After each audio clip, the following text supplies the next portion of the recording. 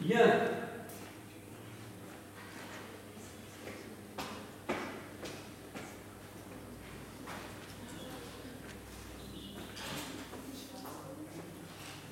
Alors, chapitre 8.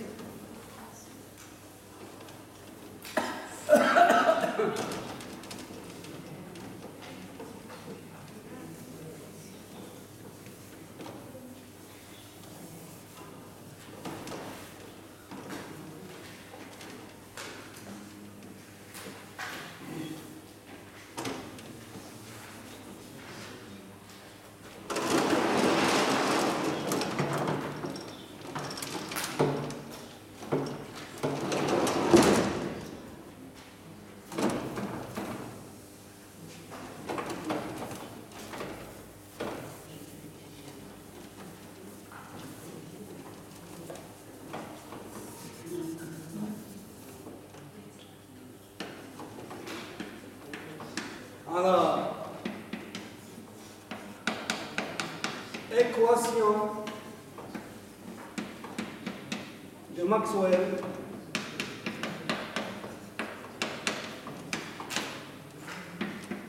propagation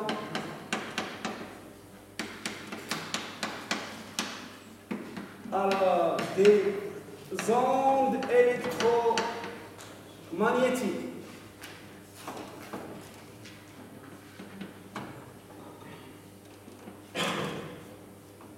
Propagation des ondes électromagnétiques.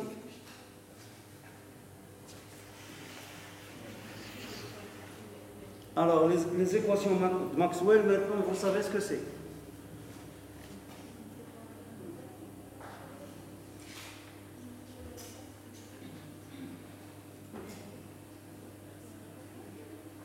Alors, propagation des ondes électromagnétiques, bien entendu, dans le vide.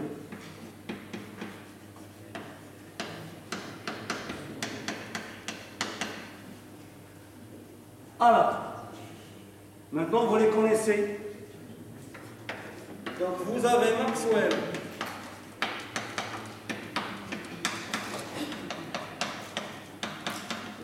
Maxwell Faraday.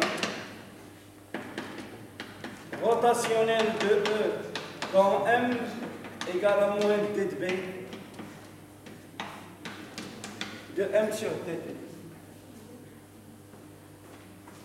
Maxwell ampère.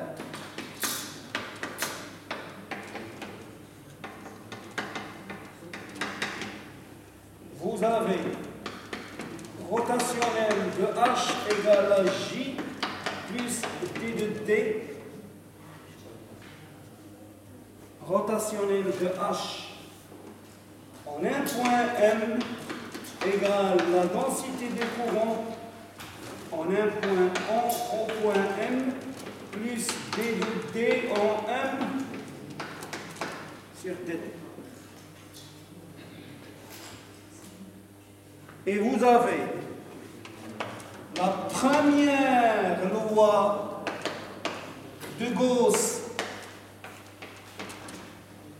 La première loi de Gauss, divergence de D en M égale à ρ. Divergence de D en M égale à ρ en M. C'est-à-dire la divergence du vecteur déplacement électrique, elle est égale à la densité de courant. D'accord? Et puis,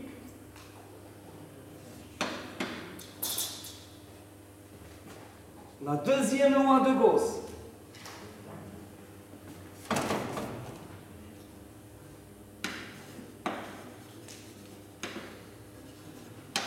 Deuxième loi de Gauss. Qu'est-ce qu'elle dit? Divergence de B en M égale à 0. D'accord? Maintenant, ces quatre équations n'ont plus aucun secret pour vous. Chaque équation, vous savez ce qu'elle engendre, ce qu'elle génère comme discipline physique, ok? Ou bien comme discipline de physique. Donc ça, c'est en général. Alors, dans le vide, alors on va utiliser le fait que D il est égal à epsilon 0 epsilon R fois E. Et on va au préalable, on a dit, dans le vide, pour un milieu linéaire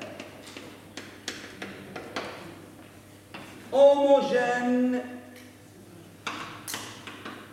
isotrope, c'est ce qu'on appelle LHI. Et j'ai déjà expliqué ce que c'est que la linéarité. La linéarité, c'est lorsque la réponse est proportionnelle à l'excitation. C'est-à-dire lorsque la réponse du matériau diélectrique T, la réponse diélectrique, elle est proportionnelle à l'excitation. Donc j'ai D égale à epsilon 0 epsilon R fois E, D en M.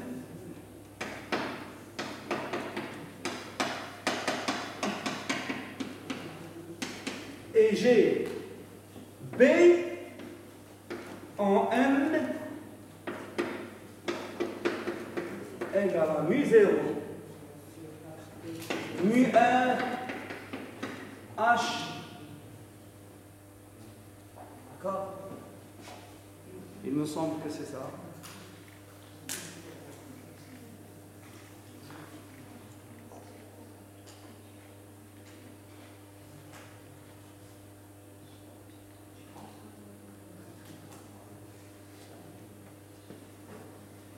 Mu 0, mu R, H en M.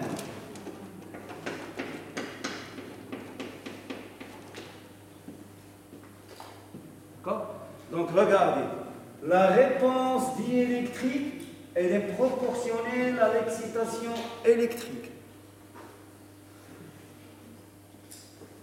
La réponse magnétique du matériau, elle est proportionnelle à l'excitation magnétique. C'est ça un milieu linéaire. Un milieu isotrope, c'est pour lequel epsilon R et mu R sont des scalaires.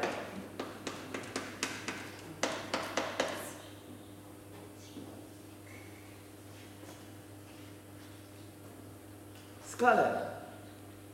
Si ce ne sont pas des scalaires, ça veut dire c'est des grandeurs matricielles, et là ça devient très compliqué. Ça veut dire que la réponse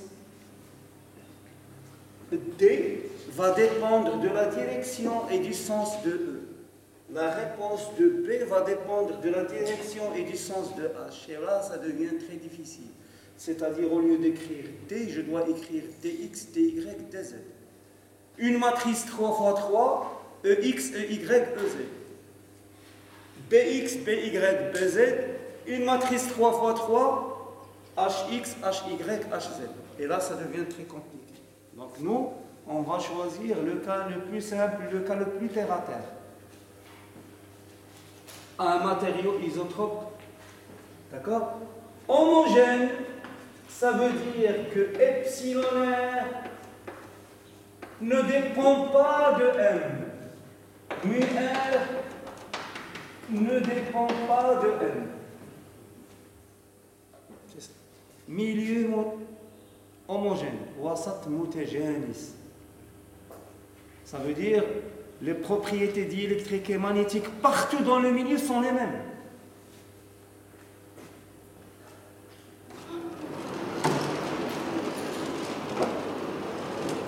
Donc, pour simplifier, donc dans le vide, pour un milieu linéaire homogène isotrope, et dans le cas stationnaire, c'est-à-dire lorsque j'ai des excitations qui ne dépendent pas du temps, stationnaire, E ne dépend pas du temps et H ne dépend pas du temps.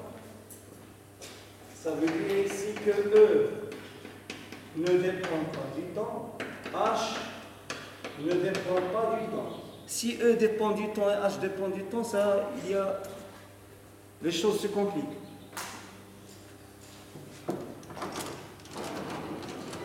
Alors, dans ce cas,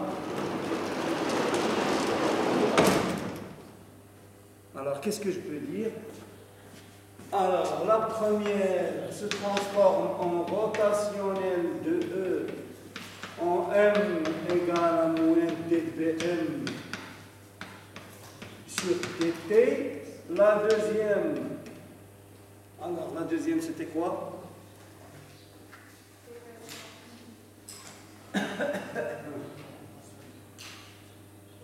Rotationnel de B. Donc je vais avoir rotationnel de B égale à mu0 J.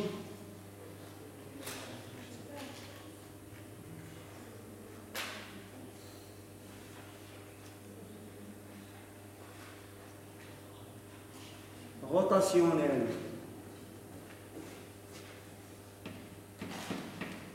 de B en M égale à mu0 J, bien entendu en M. Et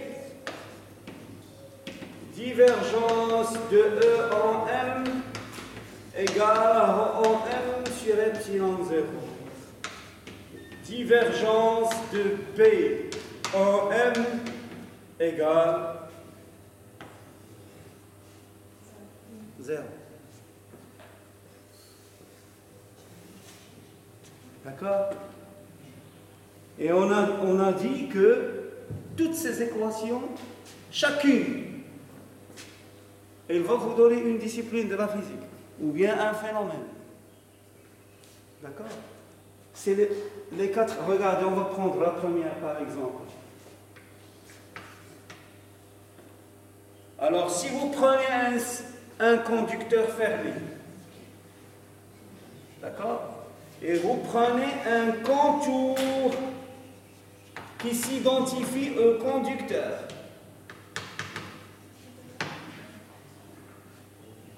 Qu'est-ce que cela va vous donner?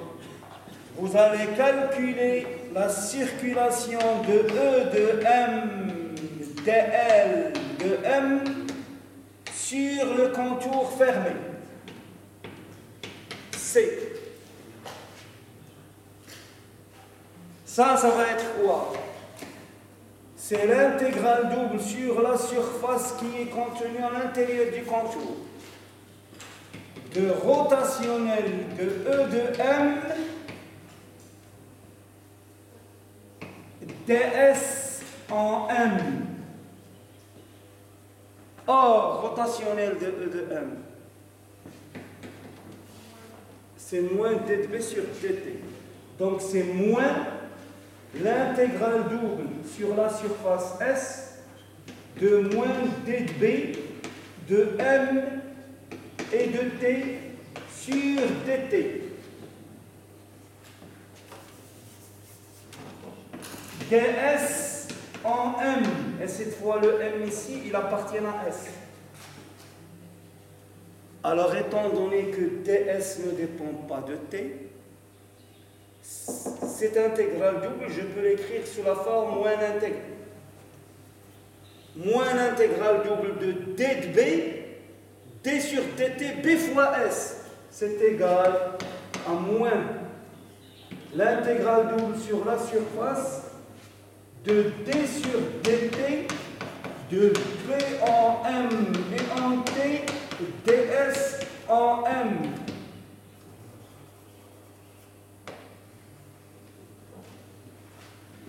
Et ça, c'est quoi? Ça, c'est le flux de B.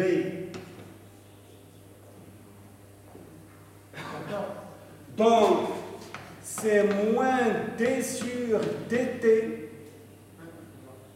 du flux de B à travers la surface. Cette intégrale double, c'est une force électromotrice. Donc, vous allez avoir la force électromotrice au sein du conducteur, elle est égale à moins T sur dt de phi de V à travers S. Et ça, c'est quoi?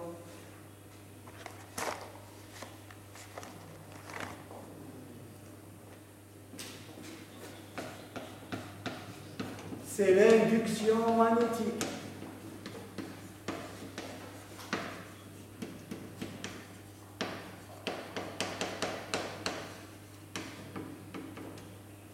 C'est l'induction magnétique. D'accord?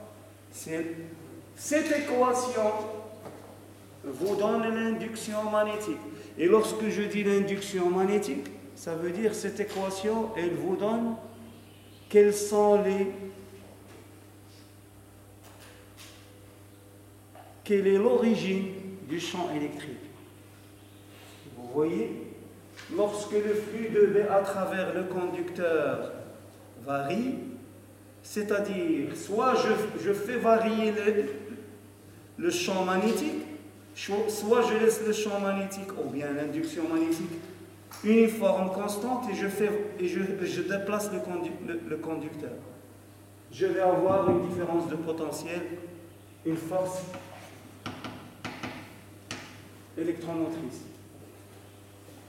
D'accord? Donc vous voyez, la première, elle vous donne l'induction magnétique. La deuxième, regardez la deuxième. Donc je vais mettre une flèche ici. La deuxième, vous l'avez utilisée cette année à plusieurs reprises. Donc vous avez rotationnel de V en M, il est égal mu 0 J. Donc soit un contour fermé C,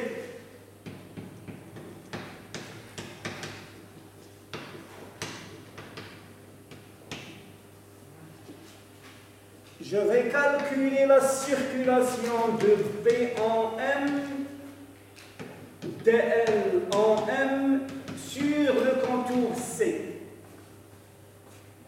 Donc ça c'est égal à quoi? C'est égal à l'intégrale double sur la surface S qui est contenue à l'intérieur du contour de rotationnel de B en M ds en M. Or, rotationnel de B en M, c'est quoi? C'est mu 0 fois J. Donc c'est mu 0 fois la densité de courant en M. Ça.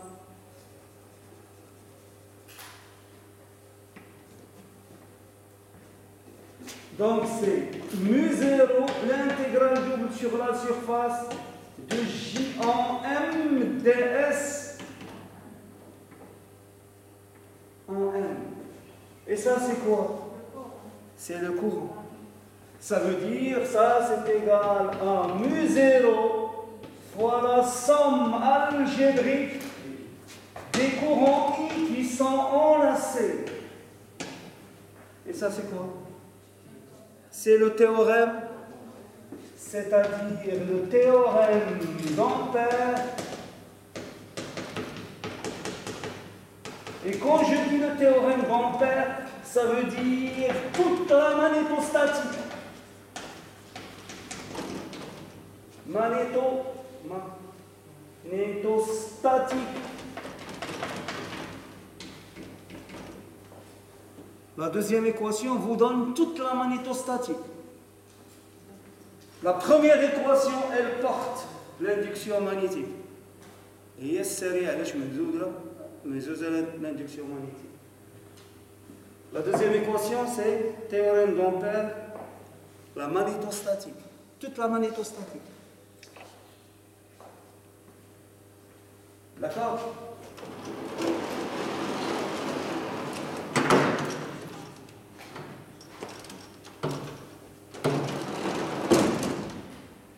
Bien.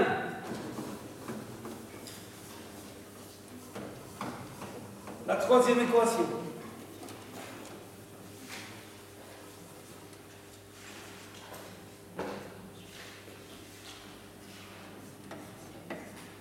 Divergence de E de M, elle est égale à ρ de M sur epsilon 0.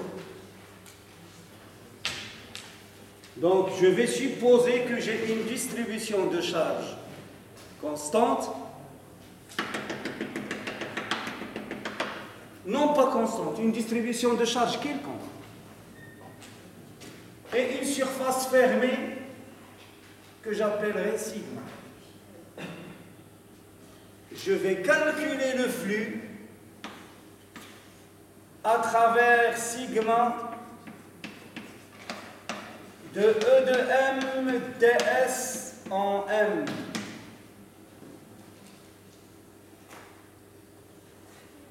Alors, le flux de E de M ds en M, c'est égal à quoi? C'est l'intégrale triple sur le volume qui est contenu à l'intérieur de sigma. De quoi? De divergence de E de M dV, bien entendu, au point M. Or, divergence de E de M. C'est quoi divergence de E de M? Rho sur epsilon 0. Donc ça, c'est égal l'intégrale triple de rho de M sur epsilon 0 dV en M. Et ça, c'est quoi? Bien entendu, sur le volume. C'est égal à quoi, ça? C'est 1 sur epsilon 0, l'intégrale triple de rho de M dV en M. C'est la charge Q à l'intérieur de sigma, divisé par epsilon 0. C'est le théorème. C'est le théorème de Gauss. Théorème de Gauss. C'est-à-dire toute l'électrostatique.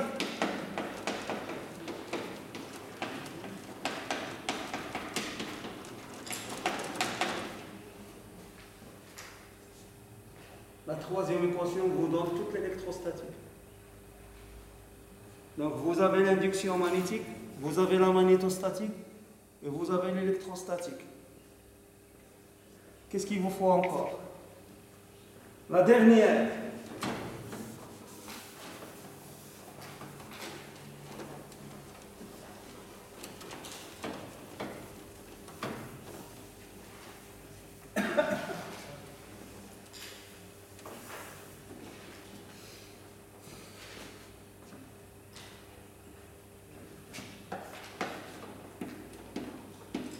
Divergence de B en M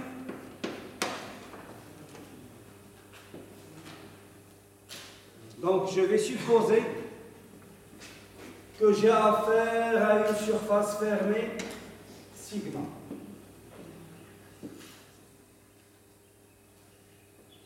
Alors je vais calculer l'intégrale double sur la surface sigma de B en M ds en M. Alors, cette quantité, c'est le flux. C'est le flux de B à travers sigma. C'est égal à quoi? C'est l'intégrale triple sur le volume qui est contenu à l'intérieur de sigma de divergence de B en M dV en M. Et divergence de B en M, c'est donc le flux de B à travers sigma qui est fermé, il est égal à quoi? 0. C'est ce qu'on traduit par la phrase suivante. Le flux de B est conservatif. Ça veut dire si vous avez une surface fermée et vous avez des lignes du champ qui font comme ça, il faut savoir que toutes les lignes du champ qui entrent dans la surface vont devoir en sortir. أي ligne du champ dans la surface غتخرج منها. C'est ça ce que ça veut dire, flux conservatif. Alors, si vous faites l'analogie entre ça et ça, qu'est-ce que vous pourrez en déduire? La divergence du champ électrique ou bien du oui, elle est égale à la localement en un point M, elle est égale à la densité de charge électrique électrostatique. La divergence de B égale à 0. Ça veut dire il n'existe pas de charge magnétique.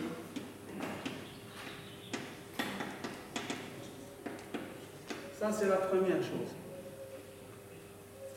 La troisième chose, vous avez en analyse vectorielle la divergence du rotationnel d'un vecteur est égal à 0. Ça veut dire que B en M, il s'écrit sous la forme de rotationnel de A en M.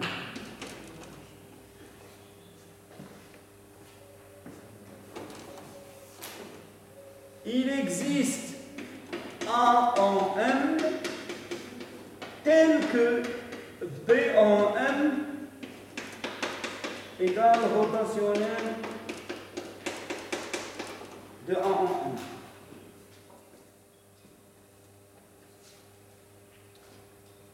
Donc vous avez ici toutes les propriétés de l'induction magnétique. Maintenant, les équations de Maxwell vont nous donner l'équation de propagation des ondes électromagnétiques. D'accord? Pour finir, si vous voulez, la revue, on va montrer que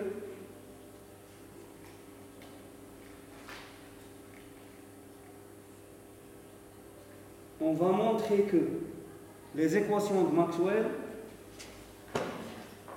génèrent ou bien donnent naissance à l'équation de propagation des ondes. Alors, pour cela, avant de vous montrer comment on fait ce calcul,